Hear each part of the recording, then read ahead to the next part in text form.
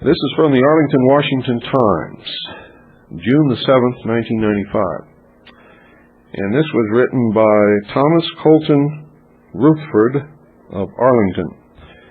I think this is extremely important because this exposes one of the biggest lies of all time. And the lie is that people on the right are Nazis. You see, scales have to measure two opposing values. Now, if all the way on the left is total control of the state in the form of communism, then all the way on the right has to be total absence of control, which is anarchy. Both of these forms of government, or non-government, as the case may be, are terribly bad. They can result in really bad things happening to people. And so, the people who administer the control don't want everyone else to know that. So they try to label their enemies as being what they actually are.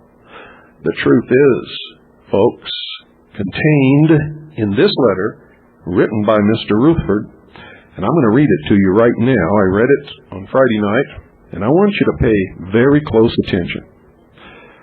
During the past several months in the American press, the Democrats have frequently denounced the Republicans as Nazis due to their attempt to control runaway federal spending. How very ironic.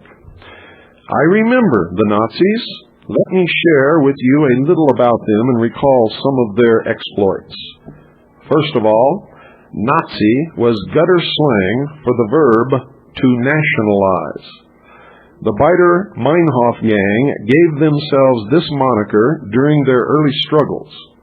The official title of the Nazi Party was, and listen closely to this, folks, the National Socialist Workers' Party of Germany. Hitler and the Brown Shirts advocated the nationalization of education, health care, transportation, natural resources, manufacturing, distribution, and law enforcement. Hitler came to power by turning the working class, unemployed, and academic elite against the conservative republic.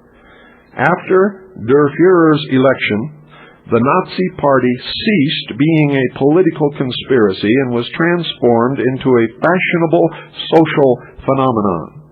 Party membership was especially popular with educators, bureaucrats, and the press. Being a Nazi was politically correct.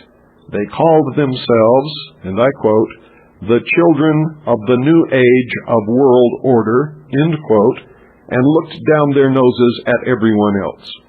As Hitler accrued more power, he began referring to his critics as, and I quote, the dark forces of anarchy and hatred, end quote. Anyone who questioned Nazi high-handedness in the German press was branded a conservative reactionary. Joseph Goebbels, the Minister of Communications, proclaimed, quote, a new world order, end quote. The Nazi reign of terror began with false news reports on the radio and in the newspapers. Paramilitary groups of Poles, Jews, Bohemians, and Gypsies were said to be arming themselves to overthrow the New World Order, and Hitler demanded that all good people register their guns so that they wouldn't fall in the hands of terrorists and madmen. Right-wing fanatics of the old order who protested firearms registration were arrested by the SS and put in jail for fomenting hatred against the government of the German Republic. Then the Reichstag, the government building, was blown up and Hitler ramrodded an emergency anti-terrorist act through Parliament that gave the Gestapo extraordinary powers and transferred the rights of the people into the powers of the presidency. Then the Reichstag government, I backed up too far. The leader then declared that for the well-being of the German people, all private firearms were to be confiscated by the Gestapo and the Wehrmacht. That's the federal law enforcement in the military. German citizens who refused to surrender their guns when the jackboots, or the Gestapo, came calling, were murdered in their homes. By the way, the Gestapo was the Federal Marshal Service of the Third Reich. The SWAT team was invented and perfected by the Gestapo to break into the homes of the enemies of the German people. When the Polizei Bewachen, or local police, refused to take away guns from townsfolk, they themselves were disarmed and dragged out into the street and shot to death by the SA and the SS, which is the Nazi version of the BATF and the FBI. When several Lutheran ministers spoke out against these atrocities, they were imprisoned and never seen again. The Gestapo began to confiscate and seize the homes, businesses, bank accounts, and personal belongings of wealthy conservative citizens who had prospered in the old republic. Pamphleteers who urged revolt against the Nazis were shot on sight by national law enforcement and the military. Gypsies and Jews were detained and sent to labor camps. Mountain roads throughout Central Europe were closed to prevent escape of fugitives into the wilderness and to prevent movement and concealment of partisan resistance fighters. Public schools rewrote history, and Hitler youth groups taught children to report their parents to their teachers for anti-Nazi remarks. Such parents disappeared. Pagan animism became the state religion of the Third Reich, and Christians were widely condemned as right-wing fanatics. Millions of books were burned first, and then people, millions of them, burned in huge ovens after they were first gassed to death. Unmarried women were paid large sums of money to have babies out of wedlock and then given medals for it. Evil was declared as being good, and good was condemned as being evil.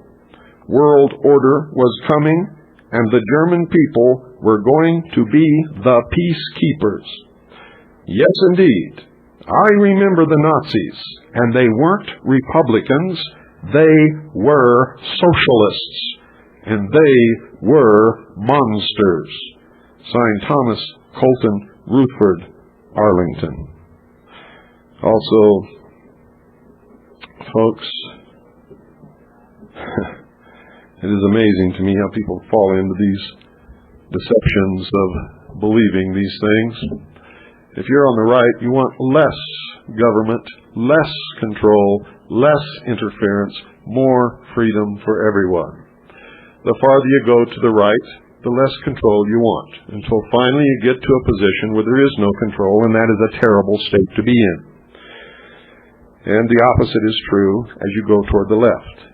As you go toward the left, and government gets bigger and the people become more and more dependent upon government, you have more and more control of the people, less and less individual rights or responsibilities, more and more privileges, which can be given or taken away at will by the state, until you reach the final point at the far end of the left side of the scale, which is communism, where everything, including people, is owned and controlled by the state, including whether or not you are allowed to be born, how long you're allowed to live, where you work, how long you work, what you do, how much you make, if you make anything. And if you don't believe that, get your head out of that hole in the ground, look around, and figure it out for yourself. Good evening, you're on the air.